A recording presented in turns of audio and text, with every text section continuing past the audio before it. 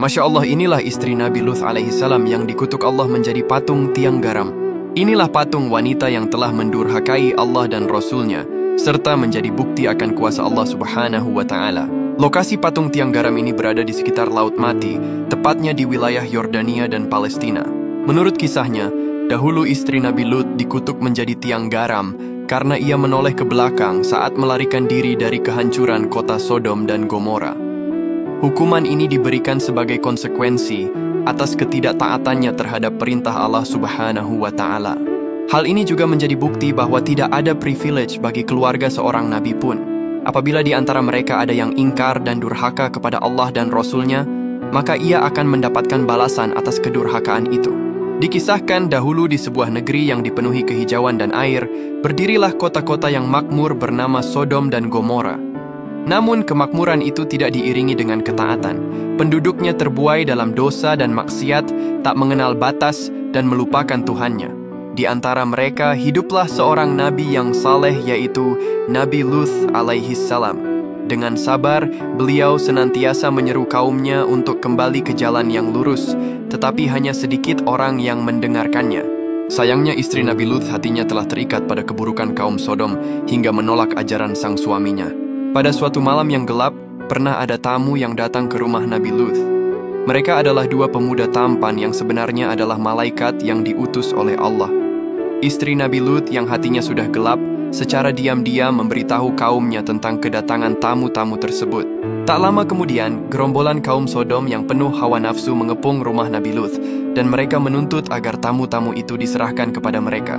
Nabi Lut lantas memohon kepada mereka dan menawarkan apapun asalkan mereka tidak menodai kehormatan para tamunya.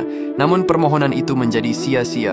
Melihat kekejian kaum yang suka terong sama terong, para malaikat lantas menampakkan wujud asli mereka. Dengan satu gerakan, mereka membutakan mata gerombolan kaum Nabi Lut yang marah. Lalu mereka memberitahu Nabi Lut, "Pergilah dari kota ini bersama keluargamu sebelum fajar. Azab akan turun menimpa kaum yang durhaka ini." Malaikat itu juga memberi satu syarat mutlak, yaitu jangan sekali-kali menoleh ke belakang saat melarikan diri.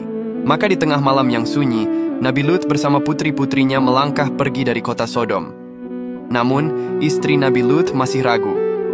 Hatinya terbagi antara kesetiaan kepada suaminya dan kecintaannya pada kehidupan lama yang penuh dosa di kota yang akan hancur.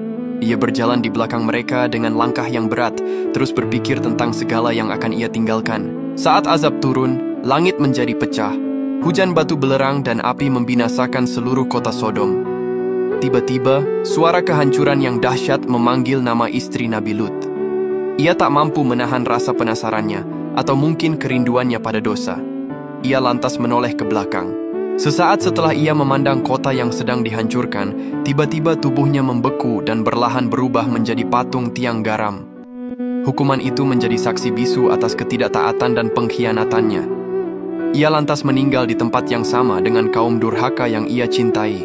Saat ini, di sekitar Laut Mati, terutama di sisi Yordania, berdirilah beberapa formasi tiang garam yang tinggi. Menurut kepercayaan setempat, formasi-formasi itu adalah sisa-sisa tiang garam istri Nabi Lut.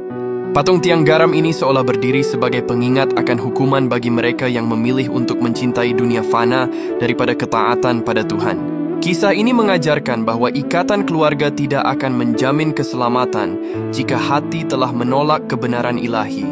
Ya Allah, semoga kita semua dijauhkan dari sifat buruk kaum Sodom dan istri Nabi Lut ini. Amin.